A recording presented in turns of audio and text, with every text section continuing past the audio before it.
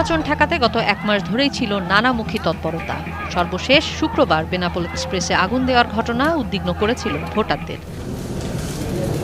এরপরও শান্তিপূর্ণভাবে সম্পন্ন হলো দ্বাদশ জাতীয় সংসদ নির্বাচন। নিরঙ্কুশ বিজয় নিয়ে টানা চতুর্থবারের মতো ক্ষমতায় বসছে আওয়ামী লীগ। আবার আমরা জনগণের সমর্থন নিয়ে সরকার গঠন করে আমরা আমাদের বাংলাদেশকে যে উন্নয়নশীল দেশের মর্যাদা পেয়েছে সেটা আমরা বাস্তবায়ন করতে পারবো। নানা হিসেব নিকেশ উল্টে ফেলা এবারের নির্বাচন ছিল চমকের। গতবারের বিরোধী দল জাতীয় পার্টির ভরাডুবি আর স্বতন্ত্রের উত্থান নিঃসন্দেহে চমকই বটে। বিশ্লেষকদের মতে দ্বিদলীয় সংসদীয় রাজনীতির হিসাব এবার পাল্টে গেল।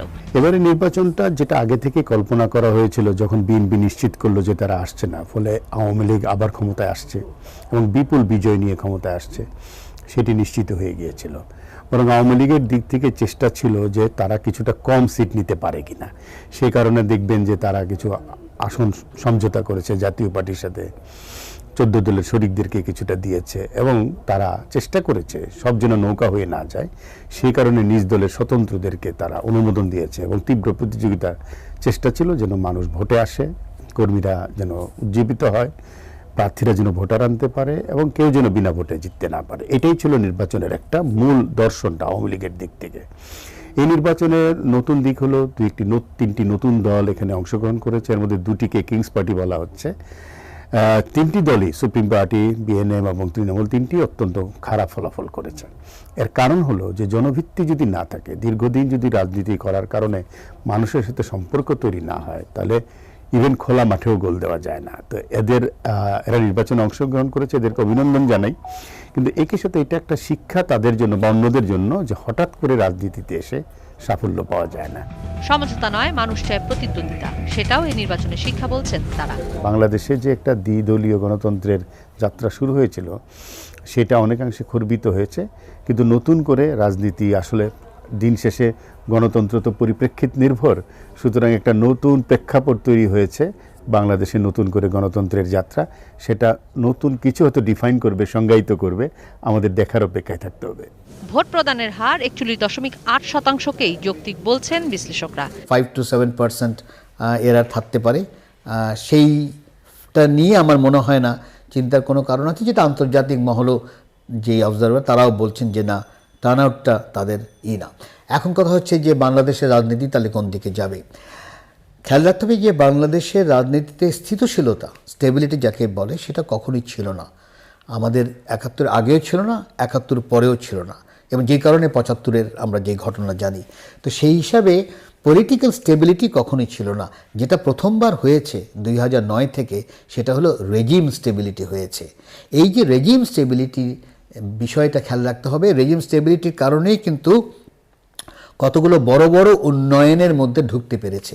আমি যদি বলি বাংলাদেশে, এবং অনেকেই যেটাকে এখন বলছে যে ইনফ্রাস্ট্রাকচারে পরিবর্তন হয়ে গেছে, অনেকেই বলছে যে বিদেশিরা যেই ইনভেস্টমেন্ট এবং তারা যেভাবে পার্টনারশিপ করেছে, তাতে বাংলাদেশ একটা সাউথ এশিয়ান মডেল তৈরি করেছে, কেউ বলছে মিরাকেল হয়ে গেছে। এই যে বিষয়গুলো বলেছে, ওই কারণে যেহেতু রেজিম স্টেবিলিটিটা ছিল, শেখ হাসিনা প্রধানমন্ত্রী হওয়ার ফলে যেটা হয়েছে সেটা হলো এই রেজিম স্টেবিলিটিটা থাকবে। এখন এই রেজিম স্টেবিলিটিটা যেহেতু থাকবে, আমি মানে সোশ্যাল সায়েন্টিস্ট হিসেবে আমি যদি বলি, আমার মনে হয় বড় ধরনের পার্টনারশিপ তৈরি করার ব্যাপারে অনেক দেশই আগ্রহী হবে। কারণ অনেক দেশেই জানবে যে এটা একটা রেজিম স্টেবিলিটি আছে, এর পলিটিক্যাল স্টেবিলিটি নাই, এখানে রাজনীতি নিয়ে অনেক হইচই আগেও ছিল, এটা থাকবে, কিন্তু সে একটা রেজিম স্টেবিলিটি করতে পেরেছে, এবং সেই হিসাবে আমার যে ইনভেস্টমেন্ট, সেই ইনভেস্টমেন্টটা রক্ষিত হবে, আমার প্রফিটে কোনো ঝামেলা হবে না। এখন দেখা দরকার, আমরা হয়তো এই এখন থেকে 3 থেকে 6 মাসে বলতে পারবো যে কারা কারা পার্টনারশিপে আসছেন এবং কী ধরনের বড় ধরনের পার্টনারশিপ তৈরি হচ্ছে। সেটা যদি করা হয়, তাহলে স্বাভাবিকভাবে ওই রেজিম স্টেবিলিটি, অনেক দেশে দেখা গেছে যে রেজিম স্টেবিলিটি থাকার ফলে একসময় যে পলিটিক্যাল স্টেবিলিটি হচ্ছে। এখন কথা হচ্ছে যে অপোজিশন পার্টির যদি কথা বলে, বিএনপির নির্বাচনে না আসার, মনে রাখতে হবে যে নির্বাচনে যেই সমালোচনাটা এখনও করছে, এটা কিন্তু নির্বাচনে আসার পরেও করতে পারতো। মানে যেটা বলছি যে তারা যেটা বলছে যে হ্যাঁ, ভোট ঠিক মতন হয়নি, আমরা থাকলে আমাদের উপর আরও প্রেশার দিত ইত্যাদি, তাই যদি হয়ে থাকে নির্বাচনে যে যদি ওই ধরনের ঝামেলা হতো তাহলে কিন্তু ওর বলাটা কিন্তু আরও যাকে বলা হয় অ্যাটেনশন দিত সবাই, কারণ সে তো এখন নির্বাচনে যায়নি। এখন যেহেতু যায়নি তাতে আন্তর্জাতিক মহলে বলছে আছে তুমি তো যাওইনি, তাহলে তোমার কথাটা তো কোনো মূল্য থাকলো না। কিন্তু যেই যদি বলতে পারতো যে হ্যাঁ ওইখানে এই জিনিসটা হয়েছে ওটাও হয়েছে, কারণ যে কোনো নির্বাচন কিন্তু জনগণের সাথে সম্পৃক্ত একটা সম্পর্ক তৈরি হয়। এই সম্পর্কটা আমার মনে হয় খুব গুরুত্বপূর্ণ। অপোজিশন পার্টি যেটা অনেকেই বলে থাকে যে তারা বেশি বিদেশিদের উপর নির্ভর হয়েছিল এবং বিশেষ করে আমেরিকার উপরে আবার বেশি নির্ভর হয়েছিল, এবং যেটা কোনোভাবেই কাজে দেয়নি। এবং তারা ভেবেছিল যে আমেরিকা সাংঘাতিক কিছু একটা করে বসবে, কিন্তু মনে রাখতে হবে যে আমেরিকা তো তার জাতীয় স্বার্থের কারণেই করেন। সে তো তার জাতীয় স্বার্থ রক্ষা করে একটা দলকে নিয়ে তো থাকবে না, পুরো বাংলাদেশকে নিয়েই তার থাকতে হবে। তার উপর পৃথিবী মাল্টিপোলার হয়ে যাচ্ছে, সেটাও সে চিন্তা করবে যে বেশি যদি আমি একটা সরকারের বিরুদ্ধে থাকি তাহলে তো আমার পুরোটাই চলে যাবে, কারণ সে হয়তো অন্য দেশের সাথে বড় পার্টনারশিপ করা শুরু করবে। তো সেই জায়গায় আমার দেখা দরকার যে এখন বিশেষ করে বিএনপি সে কি করবে। কারণ আমি মনে করি যে, এবং অনেকেই এটা নিয়ে আলোচনা করছেন এবং বলেছেন যে লিডারশিপের একটা ঝামেলা তাদের আছে। ঝামেলাটা হচ্ছে এই কারণে যে যেহেতু বড় দুজন যে টপ যে দুই লিডার তারা একই পরিবার থেকে আসেন এবং দুজনই সাজাপ্রাপ্ত, তার মানে হচ্ছে দুজনেই নির্বাচন করতে পারছে না। যদি দুজনেই নির্বাচন না করতে পারে তার মানে হচ্ছে যে তৃতীয় ব্যক্তি যদি লিডার হয়ে যায় বড় আকারে, এবং আজকে যদি সেই যদি অপোজিশন পার্টি লিডার হতে পারতো চোখ বন্ধ করে, কোনো সন্দেহ নেই। সেই জায়গায় আমার মনে হয় তাদের একটা ঝামেলা আছে, যে কেন ওই তৃতীয় ব্যক্তি তো পরিবারের মধ্যে না। এই জিনিসটা যে বাংলাদেশে হয়েছে তা না, এটা এই একই জিনিস কিন্তু ভারতে ইন্ডিয়ান কংগ্রেস ওই একই ঝামেলায় পড়েছে।